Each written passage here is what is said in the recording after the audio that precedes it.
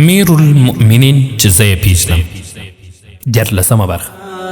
لبیک شیخ هبت الله لبیک سلشکر یو لشکر مشکلر یو کبر تمو یست رهبر لبیک امیرونا لبیک شیخ هبت الله لبیک سلشکر یو لشکر مشکلر یو کبر. نحمده ونصلي على رسوله الكريم. اما بعد د خبرونه درنو او قدرمن اوریدونکو، هوکي د لوی اختر ورځ ده. مشرتابه خپل خبرو ته دوام ورکوي. په زرګونه وګړي غوږ دي او د خپل امیر خبرې په ډیر شوق اوري. څه فکر کوي د دوی په اذهان کې وسه تیریږي. دوی مخامخ د خپل زعیم شمیرلي وینا اوري. په داس حال کې چې د دې امیر د مرګ او شهادت کیسې په ځلونه د دشمن په لور رسنۍ څخه اوریدلي. حتما همدا اوس هم ځینې ناپوه او جاهل اشخاص په اړه ډول پروپاګند کوي. په داس حال کې چې په افغاني ټولنه کې د هر افغان قام، قبیله، وطن او سیمه مشخصه وي او هیڅکله د کوم چا هویت، اصلیت او دخیل او نسب لړۍ پټه نه پاتې کیږي. پوهیږئ دا کوم ځای دی؟ هو، دا د کندهار ښار لوی عیدګاه ده.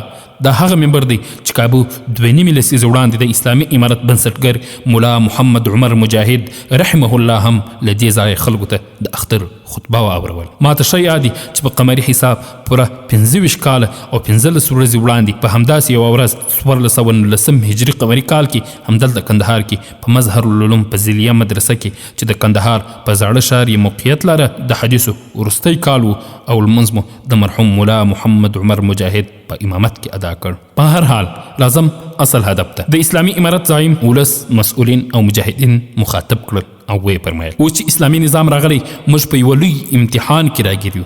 هغه دا چې اسلامي نظام ساتو او که د خپلو نفسي خواهشاتو پسې ځو. محترم مشرتابه د الله تعالی شکر ادا کړ او ویل په ټول هیواد کې هیڅ بې اطاعتي نسته او ټول مسؤلین اطاعت کوي. خو دا اطاعت د زور نه دی بلکې د زړونو خوښي او رضا اطاعت دی. رښتیا هم د امیر المؤمنین خبره ډیره جالبه ده.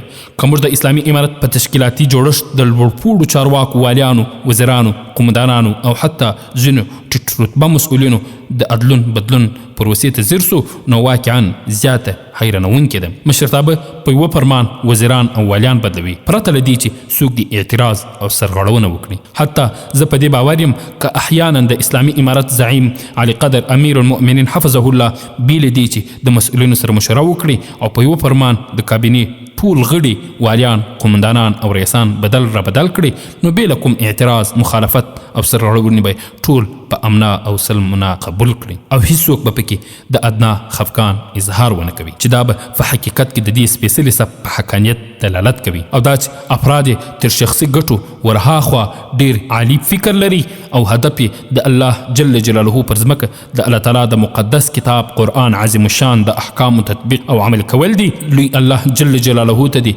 لا متناهي شکرونه او ستاینې وي چې په داسې نیکو خصلتونو زموږ د سب او نظام ملګري نازولي دي. څرنګه چې زموږ دشمنان چې تیر 20 کلونه دلته هیڅ راز وحشت سرپه نه ده کړې او لا هم لګیا دي چې په بېلابېلو پلمو اسلامي امارت ته ستونزې او مشکلات وزېږوي. نو مشرتابه په دې وینا کې خپل هیوادوال درانه ولسونه او مسؤلین مخاطب کړل او وویل تاسو د هیڅ چا د تبلیغاتو او د دسیسو تر اغیزې لاندې مه راځئ او ثابت قدم اوسئ. د مشرتابه خبره رښتیا هم په ښه او په طول برابره ده، ځکه که خدای مه کړه زموږ نظام او مسؤلین د غلیمانو د پروپاګند او توطیو تر تاثیر لاندې راځي نو بیا موږ نشو کولی چې خپل اهداف تعقیب کړو او د خپلو شهیدانو او یتیمانو د هیلو یو ممثل اسلامي نظام ولرو. مشرتابه د خپلو خبرو په دوام کې واضحه کړه که څوک ګیلې او ملاحظات لري زموږ سره دې شریکوي. په دواړو سترګو به یې منو. مشرتابه حفظه الله بیا هم په ډاګه کړه چې موږ باید د ولس قربانیو ته د قدر په سترګه وګورو. همداشان یې مسؤلینو ته سپارښتنه دا وه چې د خلکو خدمت دې وکړي. په مقرر شکل د افغانستان د اسلامي امارت د زعیم ټینګار دا و چې باید پر یتیمانو باید شفقت وکړل سي او د دوی د اړتیاو پوره کولو ته ځانګړې پاملرنه موجوده وي. په ټوله کې د امیر المؤمنین د وینا پیغام خورا واضح، څرګند او رساو. په خبرو کې لورای صداقت او ژمنتیا معلومېدل او دا چې په هیڅ حالت کې حاضر نه دی چې د اسلامي شریعت د نفاذ او د هیواد د علیا منافعو پر سر له کوم لوري سره جوړجاړی وکړي، د چا تر اغیز او فشار لاندې راسي او یا هم د شریعت د احکامو د تعمیل په برخه کې له چا سره معاملې کولو ته زړه ښه کړي. په ټولو برخو کې دریځ خورا قاطع او نه بدلېدونکی و. د هیواد د ترقۍ پرمختګ ځان بساینې د ولسونو د سوکالۍ او شیرازۍ ارمان یې نه پټاوه او په دې برخه کې د نه ستړي کېدونکو هلو ځلو پیغام د ځان سره لاره. هغه په پای کې یو ځل بیا د افغانستان شریف ملت او د نړۍ ټولو مسلمان پرګنو ته د اختر مبارکي وویل او لوی رب ته دعا وکړه چې د خلکو د خدمت مستر وګرځي.